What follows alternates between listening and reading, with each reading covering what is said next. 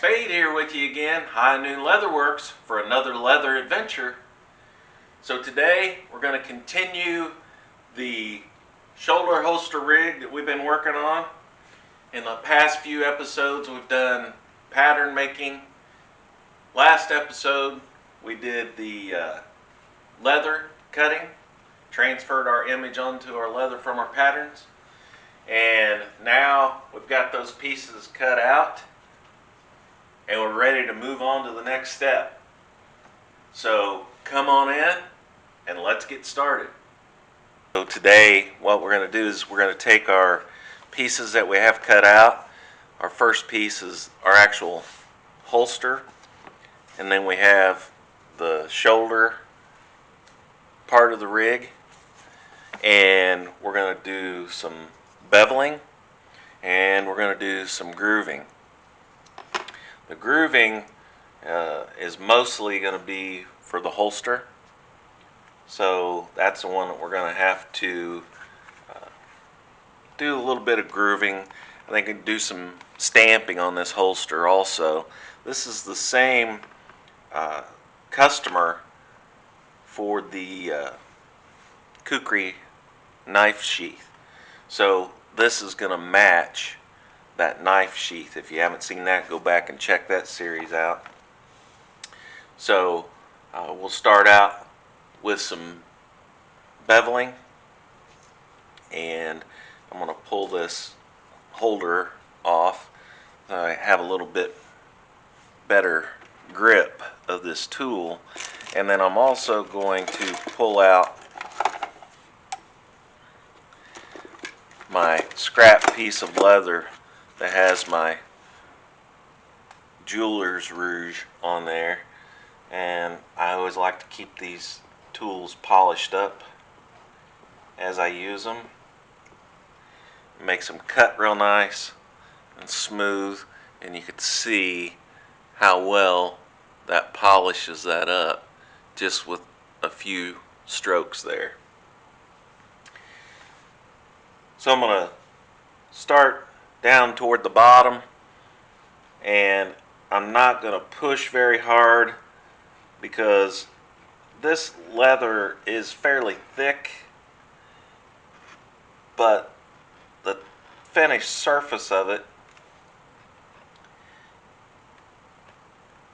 seems like it can have some spots where it's fairly soft, and I'm not really sure. I don't know if that was because of the way it was tanned.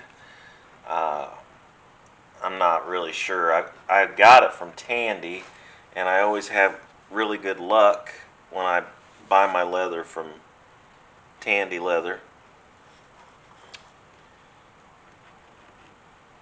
But it just seems like if I try to push too hard, the leather's just not, that finished side's just not hard enough, and sometimes it'll want to bunch up on me, and then my beveler doesn't want to slide really easy.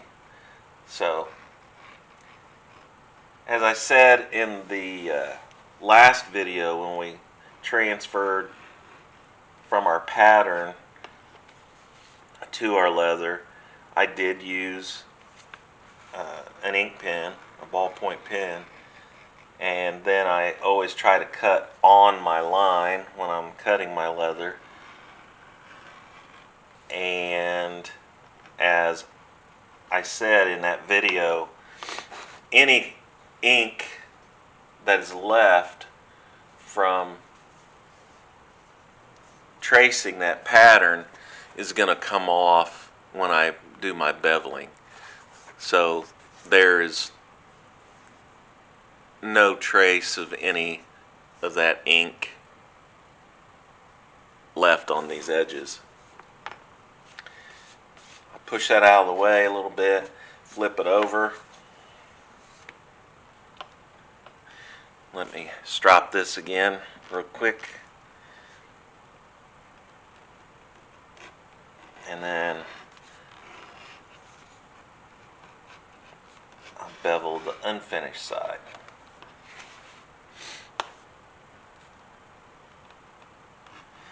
And the key to not having this bunch up also, especially on the non-finished side, is you gotta have a sharp tool. So if you keep your tools sharpened and polished up,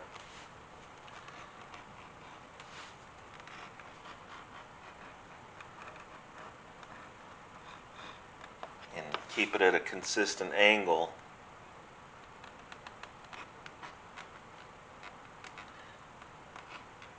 and just try to let it glide through that leather the best you can.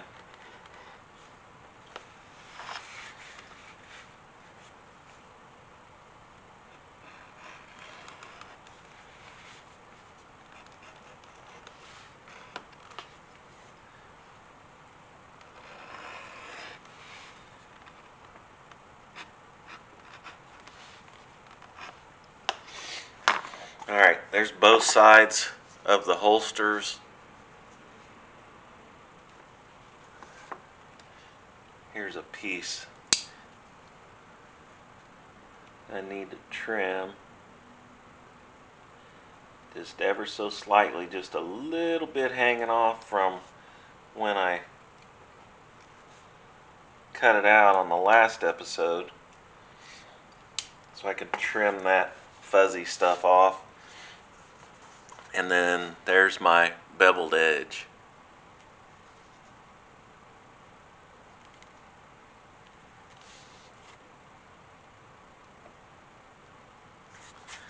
So then I'll set that aside,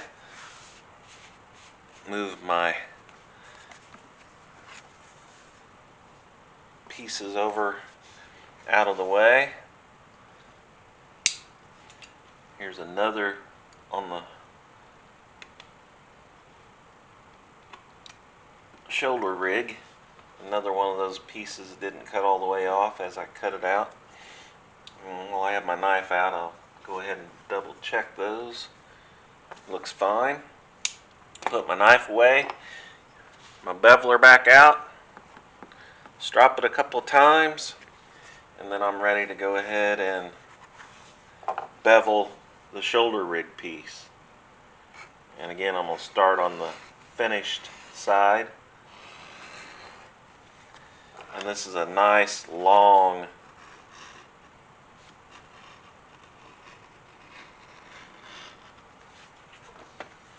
stretch here. So if I can keep it consistent,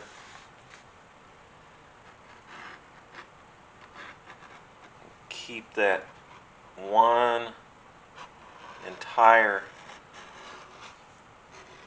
piece all the way down, that's going to make that look a lot nicer if I don't have any start and stop areas.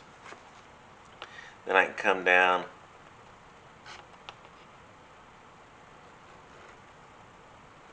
go around this radius,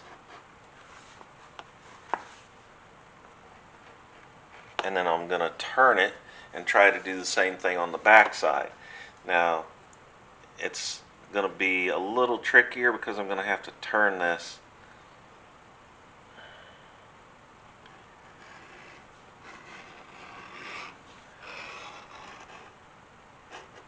as I go around this outside radius.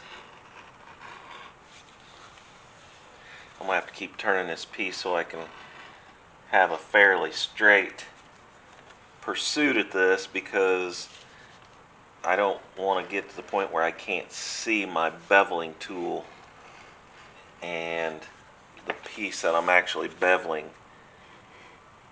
off. And so far, so good.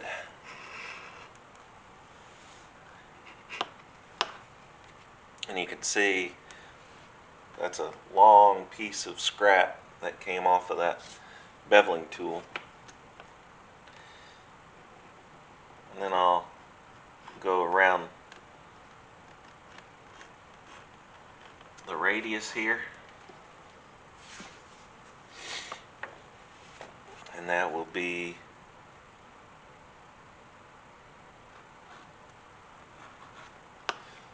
that side complete, I'll flip it over and do the rough side.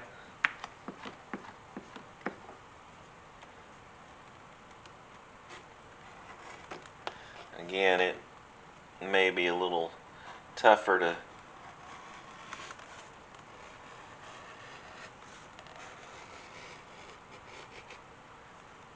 keep that moving,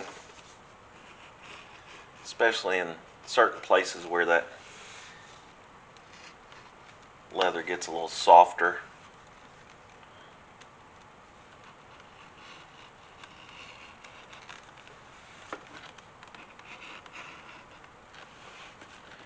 So I'll just keep rotating that piece just like I did on the front. Now I'm back down to a nice straight cut.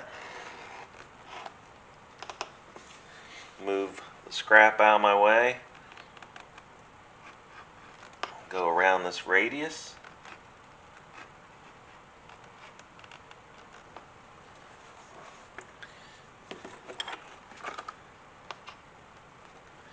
And again, you want to make sure you keep your beveling tool cleaned out. This piece right up here, the groove that actually does the beveling, make sure you keep that cleaned out from any excess leather that comes off as you're beveling.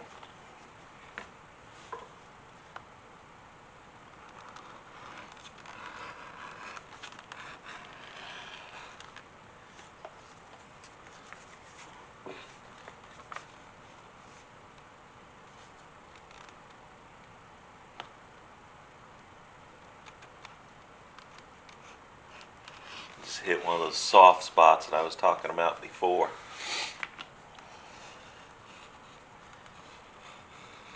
And you can feel it as you're pushing your beveler across the leather. It just almost wants to stop when you hit one of those softer spots.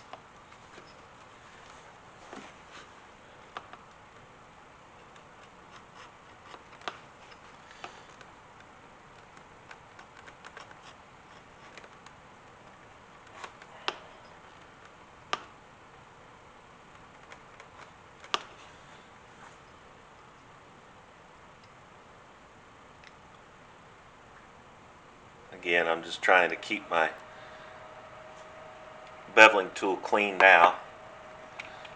I'll strop it one more time, polish it back up, put my hanging leather back on, and put my tool up.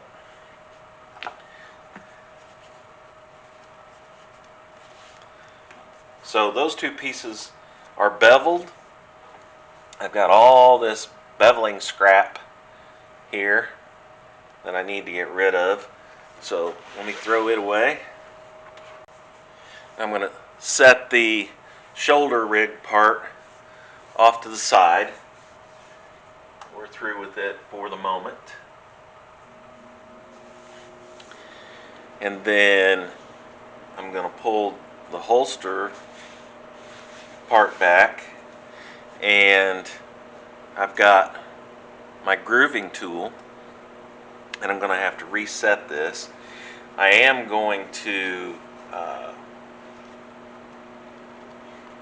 fold this over and take a look at it and see maybe what I need to do as far as where I want to groove this. I'm probably going to take my stylus and just put a small little mark or indentation. I don't know if you can see that in the camera or not.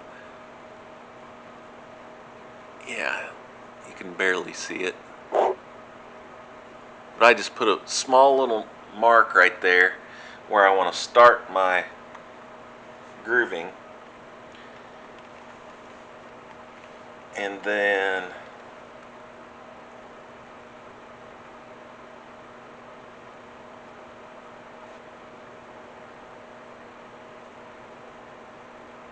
I want to continue that down this side to where I'm going to have my stitching, and then also that will have my stamping. I'm going to do some decorative stamping on this.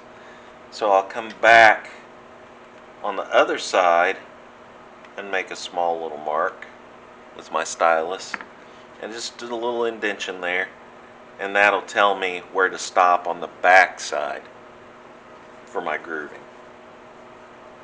So I've got one up here where I'm going to start, come all the way around, and then stop up here.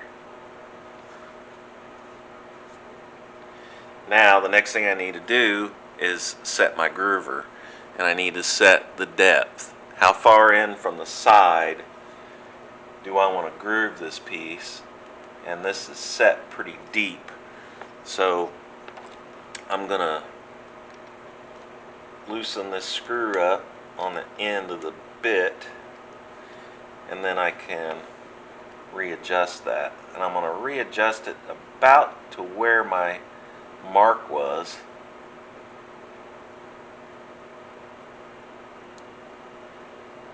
and that's going to be approximately 3/16 of an inch from the edge,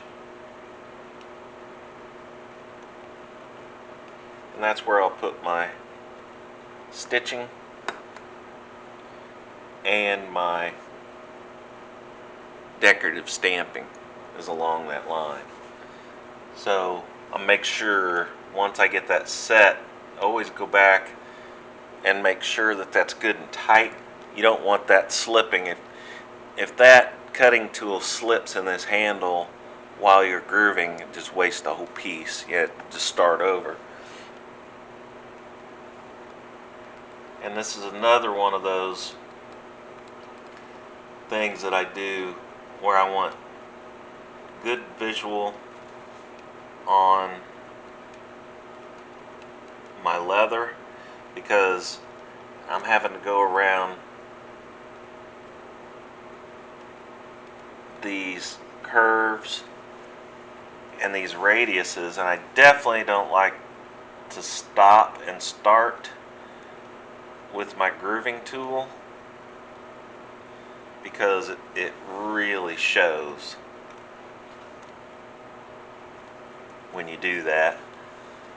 So I keep turning the piece so that I have visual contact with the edge of my piece, because it's so important that you turn the tool and the piece simultaneously so that you get a nice smooth groove around the corners.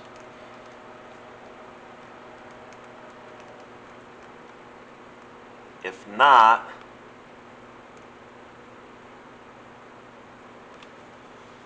your groove width around the corners will get smaller, more narrow than the rest of your groove, and it'll make it look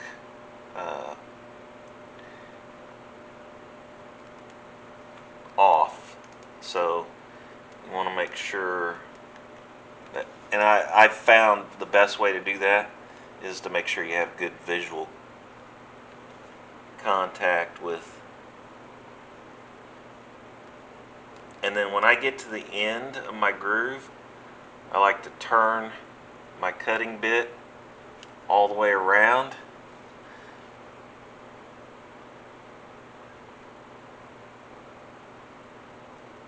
keep it in that groove line, and then just barely go backwards, and that'll cut it right off. So you can see there's the whole entire piece that came out of that groove. And you can see there's a good shot of it. So now if we fold that over,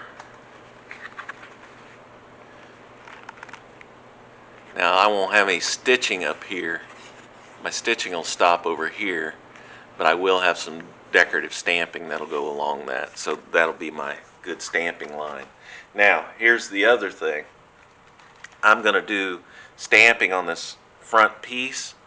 So I'm going to have a groove line for my stamping to follow all the way down the front. So I don't want it too far back on the where it rolls over, and I don't want it too far forward off of that. So I kind of have to lay this down, fold it over to where it's going to stitch, and get a good look at that, and kind of visualize. I've got about a 3/16 inch space from the edge to my groove. Well, I want the same visual effect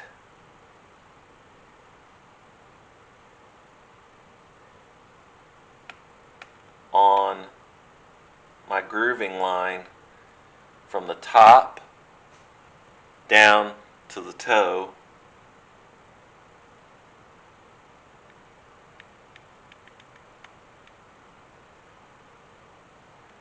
So I'm going by visual effect. I'm not measuring it or anything. I'm just going by eye, because that's what you're going to see.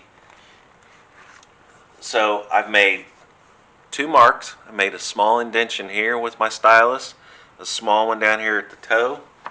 I'll take my straight edge, and I want to make sure that I get it as flat as possible, so I'm going to use the front side, because I don't want to use the cork side, because that'll lift my straight edge up off my leather.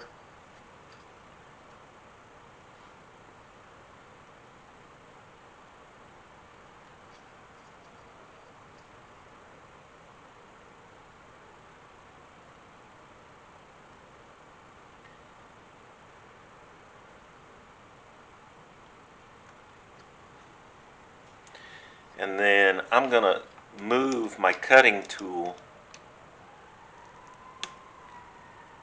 and my groover out so that I can follow that straight edge, and my tool itself not interfere or scar the leather.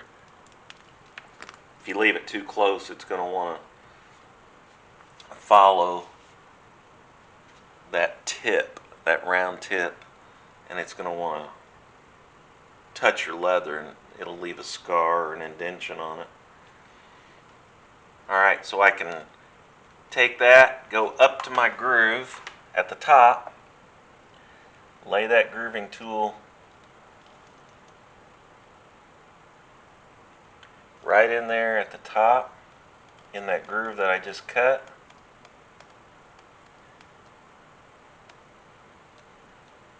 And then again, watch your pressure so that you're not putting a scar or an indentation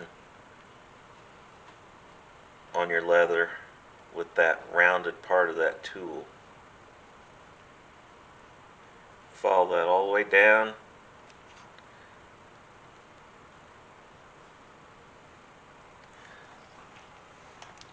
to the other groove at the end, and you can turn that around, that tool around, just like I showed you before, or you can take a knife, good sharp knife, and you can terminate that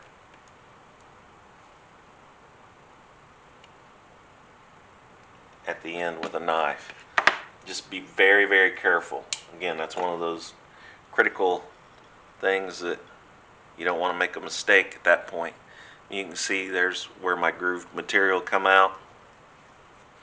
I'm done with that at this point. I can put my grooving tool back, my scribe, and my straight edge. And now you can see I've got my straight grooved line from the top to the bottom, and they meet on that other grooved line. So what that's going to do is that's going to give me a good straight, visually straight line to put my stamping on. There's the beveling and the grooving done for the actual holster itself, and we got the beveling done for the shoulder rig piece.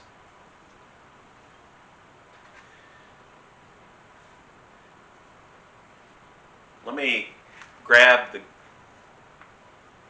pistol real quick and we'll see how that fits in there. Alright, this will give you an idea how that black powder pistol is going to fit, and it's going to be a really nice fit in there.